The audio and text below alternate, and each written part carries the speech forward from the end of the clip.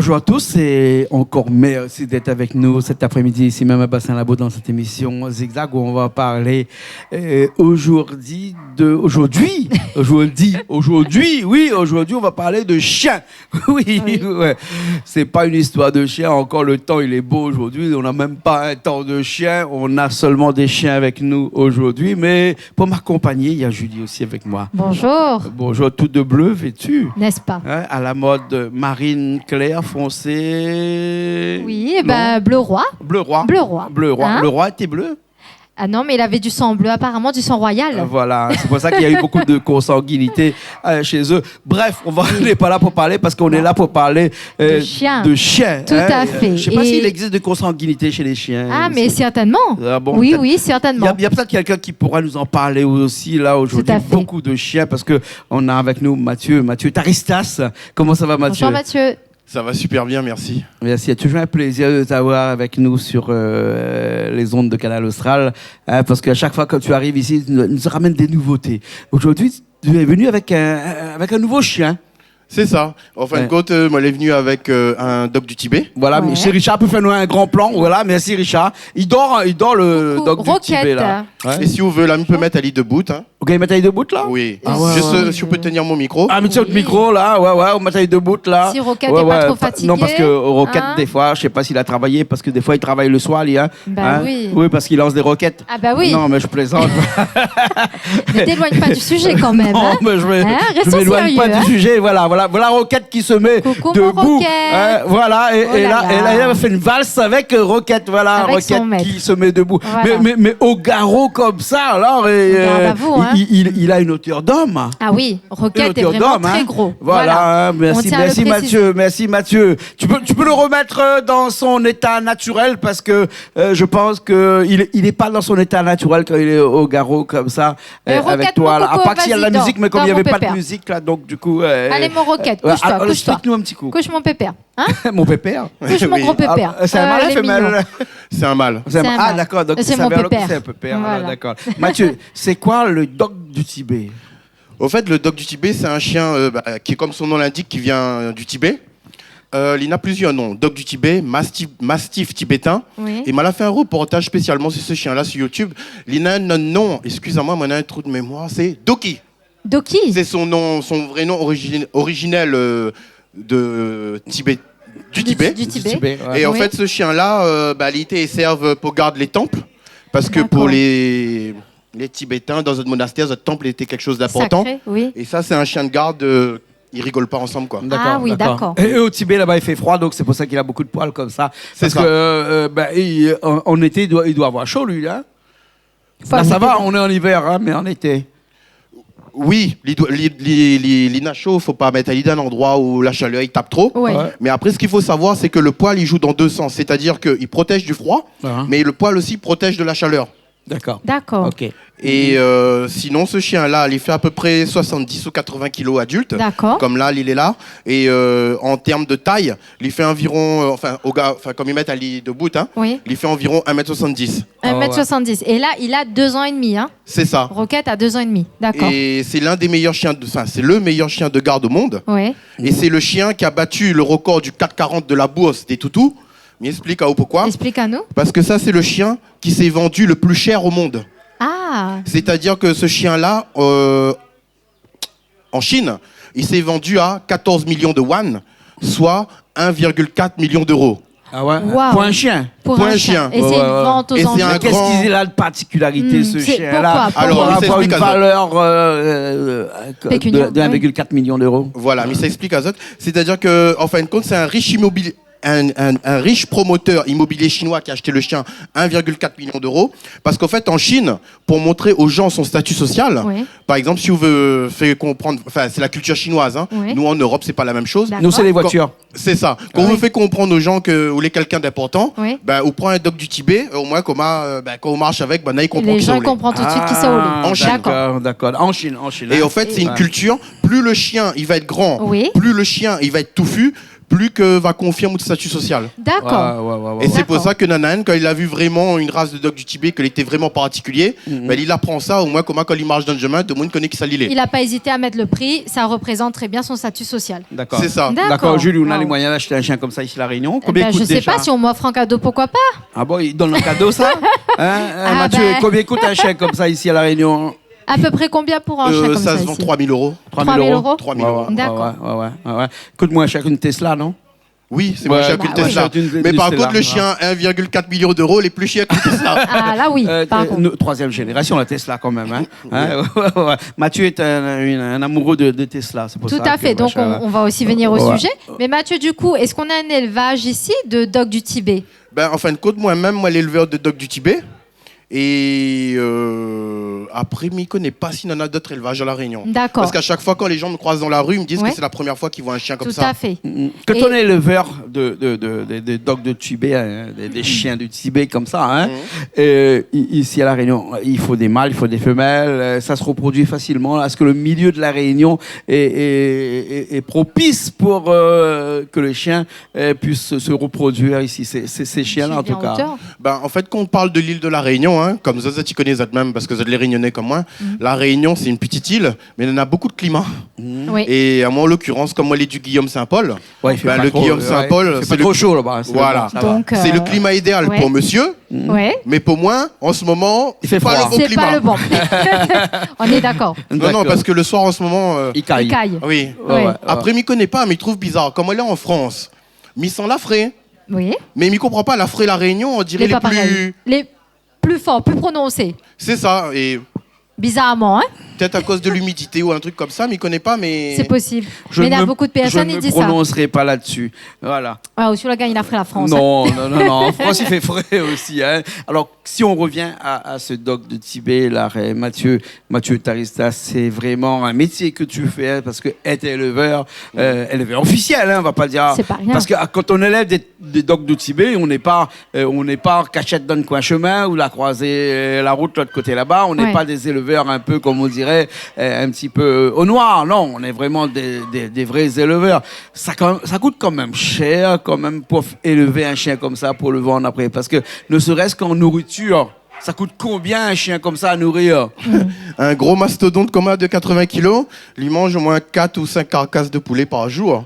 Pardon? Et après, il y a des systèmes, c'est-à-dire qu'on travaille avec des abattoirs, des trucs comme ça. Et, c'est quand même un coût.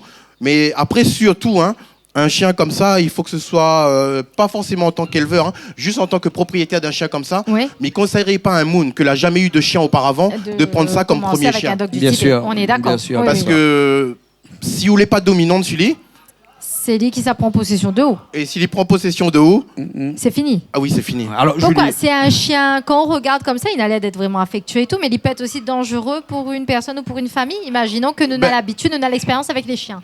En fin de compte, c'est Oui. moi que l'enseigne Ali comme ça. D'accord. Mais vous pouvez dire, par exemple, moi, quand ils vivent dans le circuit familial, Oui. s'il en a des enfants avec moi, mais il dit aux enfants, fais super gaffe, il est très gentil, il est très D'accord. protecteur envers la famille, Oui. mais il ne marche pas sur sa queue, quoi.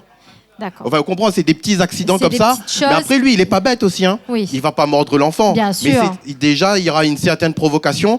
Après, lui, on connaît souvent, midi aux gens, les chiens, c'est comme Domone. Voilà. On a des gens que les très gentils de nature. C'est On ça. a des gens les très méchants de nature. C'est ça. Ali, par exemple, comme il promène Ali, s'il y voit une maman qui engueule son enfant, lui, il comprend que c'est une agression envers l'enfant, il veut attaquer la maman.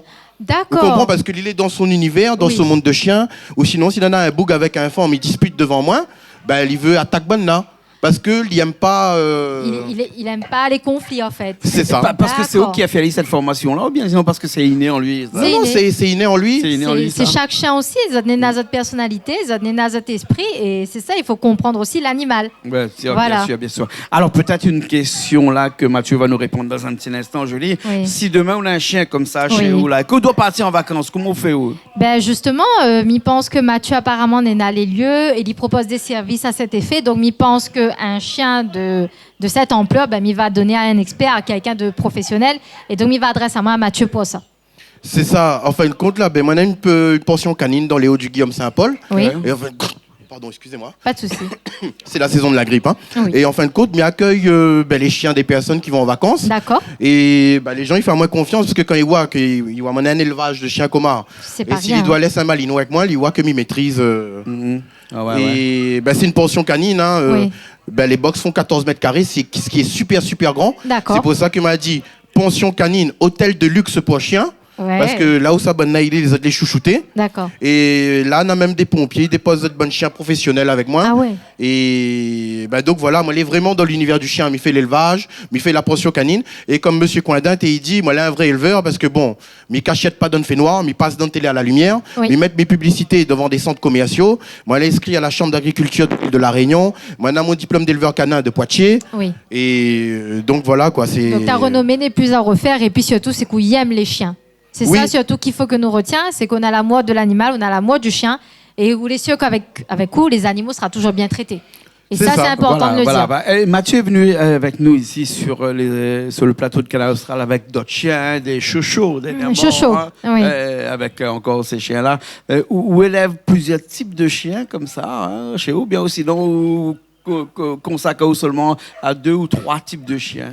En fait, là, pour le moment, on en a Dog du Tibet, Ouais. Chocho Oui. et Samoyed, vous rappelez les chiens blancs? Oui, oui. je me rappelle. Et là... Les 2 autres sont déjà passés chez nous, hein, donc il restait C'est plus ça. que le Doc du Tibet. Oui, Hein? moi, la laisse le plus gros pour la fin. Ouais. Et là, en ce moment, on a Jack Russell aussi. On a une Jack Russell que là, ça fait bientôt une portée. D'accord. Et après, ce sera les dogs du Tibet que va rentrer dans la danse aussi. D'accord. Est-ce que vous avez déjà eu des portées de Doc de Tibet ici à La Réunion? Pour le moment, non. Ouais. Mais est-ce qu'on a les pairs? On a le mâle et la femelle? Oui, maintenant, le mâle et la femelle. Et là, il projette d'ici 6 mois de racheter encore des femelles. Ah ouais. D'accord. Parce que moi-même, personnellement, en tant qu'éleveur, hein, comme on connaît l'économie en ce moment s'effondre. Qui dit l'économie s'effondre, les gens ont des problèmes. Des Oui. fois, ils n'ont pas d'autre solution que de commettre des infractions. Oui. Et quand on a des chiens comme ça d'autres cours, le monde y réfléchit à 2 fois avant de rentrer parce que, franchement, toi et moi, hein, si un monde y rentre dans mon cours, il n'aimerait pas être à son place. Ouais. Ah ouais. Parce C'est que bien là, de dire. Wall, il est très calme comme ça, mais il faut me dire un truc. C'est le meilleur chien de garde du monde. Oui. Wall, dès que 6 h le soir, il sonne là. Dès que fait noir commence à rentrer, il commence à faire comprendre à tout le monde qu'il est de garde. Oui. C'est-à-dire, il tourne tout autour de la cour, il aboie et son aboiement, il est très. On entend, c'est très Ouais. rock. En Oui. gros, c'est comme s'il fait moi elle est là, moi elle est là, moi elle est là, moi elle est là. T'es, comprends, moi elle est là, vous comprenez là. Ah oui. Il fait comprendre tout Forcément. le monde qu'il est là. Ouais, c'est une alarme. Hein. C'est ça. Oui. Et non seulement d'être une alarme, si une personne rentre, quand on en a 70 kilos de muscles comme ça, Oui. Non, il- c'est sûr que. il fonce dessus. Et en plus, si ça. Ça te fait peur. Ah, et on a eu le même truc que moi dernier. quoi. Bien sûr, bien sûr. Alors Mathieu, juste pendant que Julie Oui, voilà. se met un petit peu en forme là, Oui. juste si quelqu'un entre chez moi, que j'ai un chien comme ça chez moi, hein, qu'est-ce que je risque si mon chien va mordre cette personne-là, va faire un accident sur la personne qui est venue me cambrioler, hein? Oui, Parce oui. qu'on sait bien qu'aujourd'hui on ne peut même pas tirer sur un cambrioleur, on ne peut même pas lui faire du mal, hein, lui mettre un coup de bâton dans ses pieds, puis après on se retrouve derrière les barreaux. Donc du coup, qu'est-ce qu'on risque aujourd'hui si par exemple le chien comme ça, il attaque un voleur chez moi? Au fait, là, tout est au cas par cas. Midi, un truc, hein. L'article 122.5 du Code de procédure pénale, Ouais. c'est la légitime défense. À légitime défense, il dit attaque injustifiée, réelle, actuelle, riposte nécessaire, Mais simultanée, avec un chien, comment on peut avoir proportionnelle. une légitime défense avec un chien? Il continue. Hein. Ouais. Après, on a l'article 122.5, alinéa 6, il appelle les cas privilégiés. Lorsque la personne il rentre de chez un territoire privé, là, nous l'est dans le cas privilégié. Lorsqu'il est de nuit, il est aussi dans un cas privilégié. Ouais. Par contre, si la personne se fait attaquer dans la cour, c'est sûr que où le propriétaire va subir quelques conséquences. À moi, par exemple, mon casier judiciaire est vierge. Donc, au pire du pire, hein, mais ça prend à moins du sursis. Au pire. Ouais. Au pire du pire. Mais s'il m'avait déjà un casier, peut-être m'était rentre. Ouais. Mais après, si le monde y rentre et qu'il m'y paye un bon avocat, mais il m'en aura même pas du sursis. Ah ouais. Mais je veux dire, tout est vraiment au cas par cas. Avoir quoi. un chien de garde dans sa cour, maintenant, c'est comme avoir un fusil sous son lit. C'est-à-dire que si un voleur, il arrive et qu'on essaie de se défendre, on peut rien faire quand même, hein, parce que si ton chien mord, il attaque ce voleur-là et que le voleur, il lui manque un bras ou une jambe, on aurait quand même des problèmes. Donc c'est ça tout ce Mais après- phénomène après, là, quand on de dit la que- loi française, de la loi européenne. Oui, aussi. mais Mais après, quand on Après, dit. oui. Attends, mais laisse ça causer, excusez-moi. Non, vas-y.